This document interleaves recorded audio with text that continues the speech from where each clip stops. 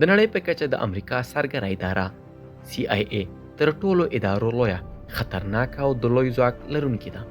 د امریکا په نوې ستراتیژۍ کې د دې ادارې ارزښت تر پخوا هم زیات شوی دی.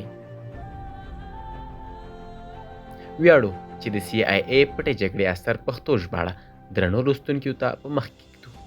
په دې اثر کې د نړۍ تر ټولو سترې، خطرناکې او پیاوړې سرګرې ادارې د دوو پټو جګړو او عملیاتو تفصیل راغلی دی. لومړی په ویتنام، لاوس او کمبودیا کې، او دوهم د پخواني شوروي د یرغل پر مهال په افغانستان کې.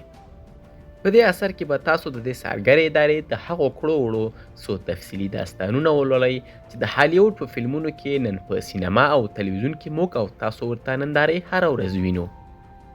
د دغه اثر پښتو کول ځکه اړینو چې CIA به زموږ په ګران هیواد کې خپلو خطرناکو پټو جګړو ته په نوې بڼه دوام ورکوي. زموږ ځوان پړوکې باید د خپل راتلونکي په اړه د دوست او دښمن په پیژندلو کې هوښیار وي.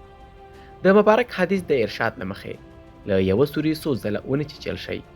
له خدایه غواړو چې دغه اثر درنو لوستونکو ته ډېر نوي معلومات ورکړي.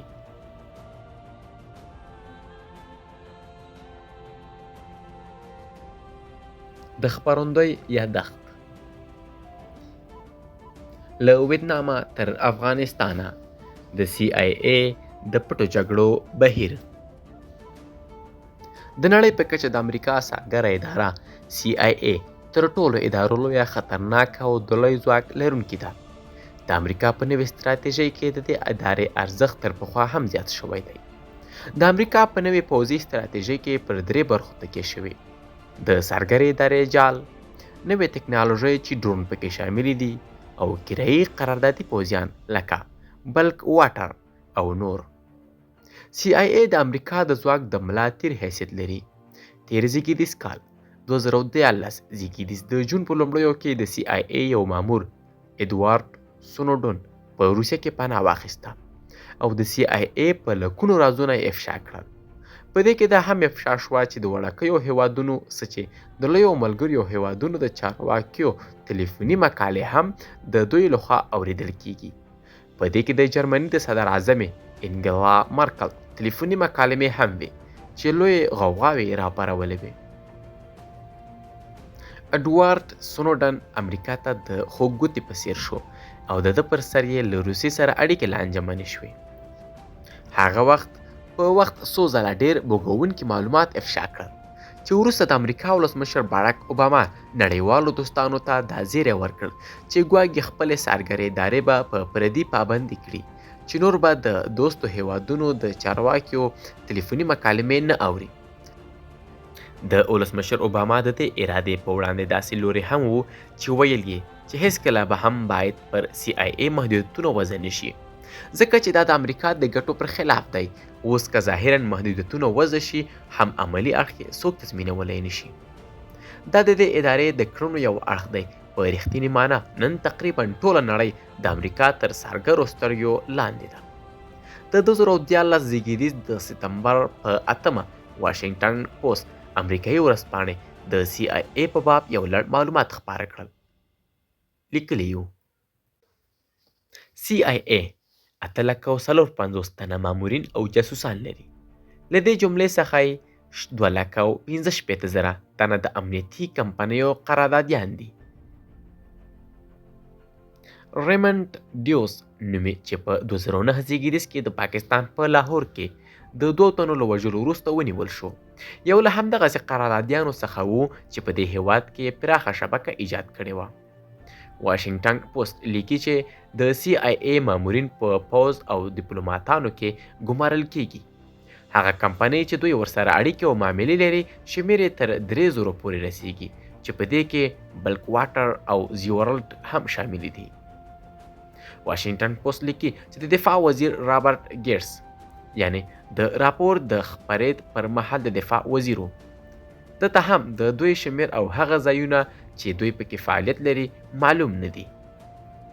له دې راپور نه له ورایه ښکاري چې CIA تر پینټاګون لوړه اداره ده، او د امریکا حکومت ته د ستراتیژیکو اهدافو ترلاسه کولو په لړ کې دغه اداره لومړی مقام لري. رښتیا هم CIA د امریکا د مهمو استخباراتي ادارو څخه یوه ده. د CIA مرکزی دفتر له واشنگټن نه یو څو میله لري په لانګلی اوریجینا کې د دې او مامورین یې د امریکا له سفارتخانو او نورو ځایونو څخه په ټوله نړۍ کې فعالیت کوي. د امریکا یوازینۍ آزاده اداره ده چې مستقیما DNI ته راپور ورکوي. CIA درې پخواني اساسي فعالیتونه لري چې د خارجي دولتونو، ادارو او خلکو په اړه د معلوماتو راټولول، د نورو ادارو راټولول شویو معلوماتو په نظر کې نیولو سره د ترلاسه شویو معلوماتو تحلیلول، ترڅو امریکایي پالیسي جوړونکو ته د ملي امنیت معلومات او استخبارات برابر کړي او د امریکا د ولسمشر په امر د خپل مامورینو د پوځ یا نورو ادارو په مرسته د پټو او جنګي عملیاتو ترسره کول. OSS د ستراتیژیکو خدماتو مرکز چې د دوهم نړیوال جنگ پر مهال د دښمن پر خلاف د امریکا د وسلوالو قواو د پټو استخباراتي عملیاتو د هماهنګۍ لپاره جوړ شوی و. په 1940 زیږدیز کې CIA د دې ادارې پر ځای جوړه شوه. د 2014 زیږدیز په کلنۍ بودیجه کې CIA 5 لومړیتوبونه درلودل. تر ټولو لوړ د تروریزم پر ضد مبارزه، د لویو بربادونکو وسلو یعنی اتومي او نورو پر جوړولو د بندیزونو لګول چې شمالي کوریا تر ټولو مشکل هدف دی. د امریکا مشرانو ته د مهمو بهرنیو پیښو احوال ورکول چې پاکستان تر ټولو خطرناک هدف ښودل شوی.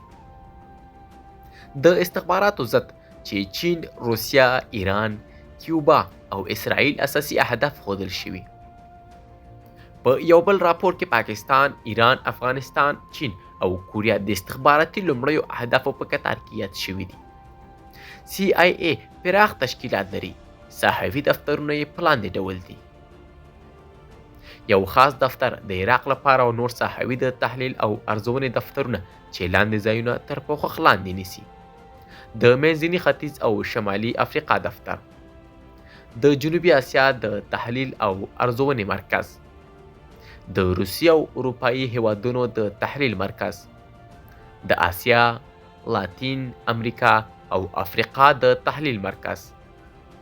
CIA خپل لومړنی د روزنې او زده کړې مرکز د تمرین او تعلیم دفتر په 1950 زیږدیز کې جوړ کړ. د سړې جګړې له ختمېدو وروسته د CIA د مسلکي روزنې بودیجه ډیره کمه شوه چې د مامورینو پر پاتې کېدو یې منفي اثر درلود. د CIA د وخت مشر جورج ټینټ په 2012 کال کې د CIA پوهنتون جوړ کړ. د دغه پوهنتون په کال کې له 200 تر 300 کورسونه لري چې نوي او پخوانیو مامورینو ته روزنه ورکوي.